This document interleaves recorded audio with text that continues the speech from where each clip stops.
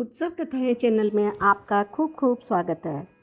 आज अश्विन मास की शुक्ल पक्ष की एकादशी का महात्म्य के विषय में जब युधिष्ठिर ने पूछा तो भगवान श्री कृष्ण बोले, राजन, अश्विन के शुक्ल पक्ष में जो एकादशी होती है वह पापांकुशा के नाम से विख्यात है।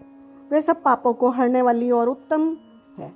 उस दिन संपूर्ण मनोरथ की प्राप्ति के लिए मनुष्यों को स्वर्ग और मोक्ष प्रदान करने वाले पद्मनाभ संज्ञक मुझ वासुदेव का पूजन करना चाहिए और कठोर तपस्या करना चाहिए। उस दिन भगवान गरुड़ ध्वज को प्रणाम करने से ही उसका अच्छा फल मिल जाता है।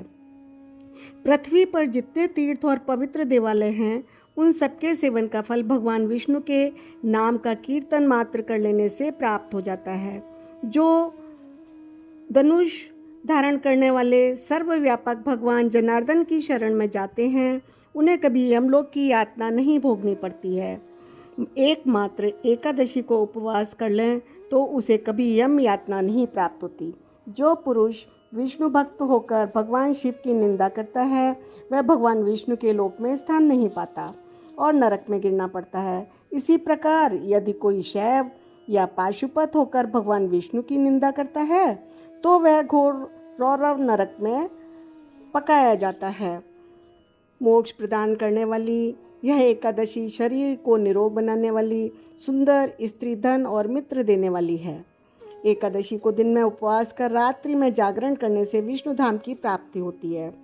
राजेंद्र, वह पुरुष मातृ पक्ष की 10, पिता पक्ष की 10, स्त्री पक्ष की 10 पीढ़ियों का उद्धार कर देता है जो इस एकादशी का भली प्रकार व्रत करता है।